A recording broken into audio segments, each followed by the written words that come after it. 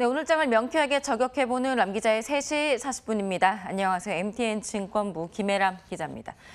오늘은 이 증권가에 관심 있으신 분들이 듣기에 조금 색다른 소식이 있어서 들고 와봤습니다. 이 간편 송금 서비스 업체 1, 2위인 비바 리퍼블리카와 카카오페이가 나란히 증권업 진출 추진을 검토하는 중이라고 하는데요.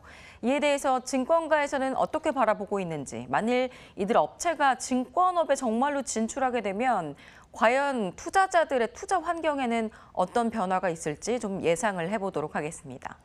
비바 리퍼블리카의 애플리케이션인 토스의 경우 한 어플을 들어가서 다양한 금융상품을 관리를 할 수가 있습니다. 이 가장 대표적인 서비스로는 이 상대방의 계좌번호를 몰라도 송금을 할 수 있어서 10대에서 30대 젊은 층 가입자들이 전체 80%에 달한다고 합니다. 이 애플리케이션 안에는 은행이나 증권 계좌, 카드, 보험 같은 것들을 관리할 수가 있고 또 은행 계좌를 직접 개설을 하거나 해외 주식도 투자할 수가 있다고 합니다. 사용자는 900만 명 수준이고요. 출시 3년 만에 누적 다운로드 2천만 건을 넘어섰다고 합니다. 이 카카오톡 SNS를 통해서 간편하게 친구들이나 지인에게 돈을 송금해 보신 적도 많으실 겁니다. 이 서비스는 카카오의 자회사인 카카오페이 서비스를 사용했다라고 보시면 될 텐데요. 이 카카오 국내 1위 모바일 메신저인 카카오가 지난해 설립을 했고 현재 60.9%의 지분을 보유하고 있습니다. 이 카카오페이는 수익성을 확보하기 위해서 금융사업 영역 확장을 추진을 해왔고 그 한화의 일환으로 보입니다. 이들 두 기업의 지난해 이용 금액은 약 12조 원으로 전년보다 390%나 급증했다고 합니다. 토스만 보게 된다면 누적 송금액이 이달 초 기준으로 23조 원에 이르기도 했습니다. 이들 서비스는 주로 젊은 층에서 소비하는 만큼 아무래도 온라인 서비스에 좀 특화가 돼 있는데요. 이 두 개의 회사는 모두 지난 6월에 온라인으로 펀드를 가입하는 펀드 슈퍼마켓을 운영하는 펀드 온라인 코리아 인수전에 참여하기도 했었습니다. 이들 회사가 증권업에 진출하는 방법은 두 가지가 있습니다. 신사업으로 금융당국의 금융투자업 인허가를 신청해서 심사를 통과하고 증권선물위원회와 금융위원회 의결 절차를 통과하는 이 방법 한 가지. 또 한 가지는 기존에 있는 증권사를 인수하는 방법입니다. 이 비바 리퍼블리카 측의 확인을 해보니까 좀 다양한 신사업 진출에 대한 하나로 증권업을 검토하고 있는 중이고 신사업으로 진출할지, 증권사를 인수할지 등의 방식은 정해지지 않았다. 아직 그런 단계는 아니다라고 밝혔습니다. 이 카카오페이는 바로투자증권을 인수한다는 설이 시장에 퍼졌는데요. 회사 측에서는 아직 정해진 바는 없다는 답변을 어떻게 보면 M&A 시장 굉장히 비밀스러운 시장이기도 하니까 그런 답변을 했습니다. 이 바로투자증권은 지난해 말 자기 자본 419억 원 규모의 증권사로 인수 가격은 500억 원 안팎으로 거론이 되고 있다고 전해졌습니다. 2008년에 설립된 바로투자증권은 2011년 종합부동산 개발기업인 신한그룹에 편입이 됐었고 이 신한그룹은 현재 신한캐피탈을 통해서 회사 지분 100%를 보유하고 있는 그런 상황입니다. 이 간편송금 사업은 수익성이 낮기 때문에 사실 이 두 회사 모두 업계 1, 2위이긴 하지만 적자를 내기도 하고 있습니다. 이 증권업에 진출해서 다양한 금융 서비스를 제공하고 수익성을 제고하겠다라는 이런 취지로 보이는데요. 증권사의 종합자산관리계좌 CMA 계좌를 활용할 수도 있게 될 것이고 보유 자금을 증권사로 넘겨서 다양한 투자에 나설 가능성도 있습니다. 이 증권업계 관계자들은 이들 회사가 증권업계에 발을 들이는 방식으로는 증권업 라이선스 신사업으로 진출을 하는 것보다는 기존의 증권사를 인수하게 되면 라이선스를 바로 갖게 되기 때문에 좀 더 쉬운 방식일 것이라고 보고 있습니다. 증권업계 입장에서는 어떻게 보면 당연한 반응을 보이는 걸 수도 있을 텐데 핀테크 회사들이 증권업계에 들어오는 것에 대해서 큰 영향은 없지 않겠는가 좀 보수적인 시각을 내비치고 있습니다.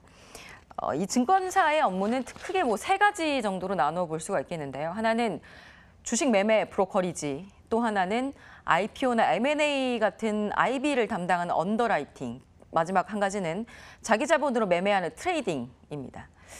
이들 송금업체가 증권업에 진출하게 될 경우 브로커리지 분야부터 시작할 가능성이 당연히 높겠죠. 그런데 아시다시피 증권사 주식 중개 수수료는 기존 증권사들이 지난해부터 이미 평생 무료 수수료 이벤트도 내놓는 등 경쟁이 좀 포화 상태라는 이야기입니다. 한 증권사 관계자는 증권 고객에게 단순히 애플리케이션의 편리성이 중요한 것 같지는 않고 기존 고객들은 손에 익은 HTS나 MTS 사용을 유지하는 경향이 크다면서 이 증권사를 이전하게 하려면, 그러니까 사용하고 있는 증권사를 이전하게 하려면 수수료 인하 여부가 중요할 텐데 이는 기존 증권사에서도 이미 쓰고 있는 전략이라고 말을 했습니다.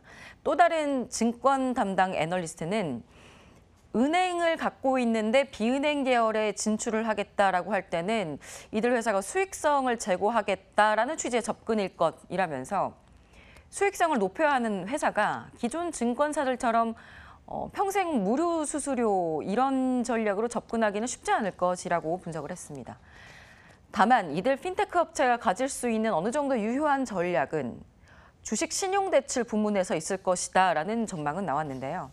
한 관계자는 카카오뱅크가 기존 은행들이 타겟층으로 하지 않고 있는 신용 등급이 낮은 고객에게 대출을 해줬었던 것과 유사한 전략으로는 좀 가능할 것이라면서 증권사가 담보를 쉽게 해주지 않고 있는 등급이 낮은 고객군을 타겟으로 한다든지 아니면 등급이 낮은 주식을 담보로 신용대출을 해주는 방식으로는 새로운 고객을 유입할 수 있는 가능성이 있다라고 전망을 했습니다.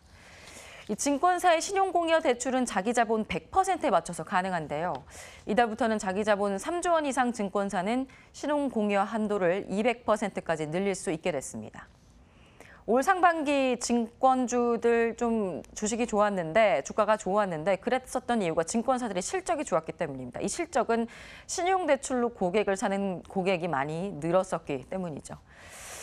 아직 현실화되기까지는 시간이 좀 아직 한참 남은 것 같습니다. 하지만 만일 실제로 증권업에 이들 회사들이 진출을 하게 된다면 과연 투자 환경에도 일부 변화가 있을지 봐야겠습니다. 네, 이번에는 개장 전에 알았으면 좋았을걸 시간입니다. 연준 베이지북이 내일 공개됩니다. 연준 베이지북이란 연준 산하에 있는 12개 연방준비은행들이 관할하고 있는 지역, 이 지역들의 경제 흐름이 어떤가를 평가한 건데요. FOMC 정례회의에서 금리 결정 시의 기초 자료로 사용됩니다. 지난번 베이지북에서는 미중 무역 갈등으로 인해서 철강과 자동차 관세 갈등 우려를 심각하게 다뤘었는데요. 미중 무역 갈등 1년째 나오고 있는 이 이슈에 대한 언급도 나오게 될지 지켜봐야겠습니다. 지금까지 람 기자의 속 시원한 3시 40분이었습니다.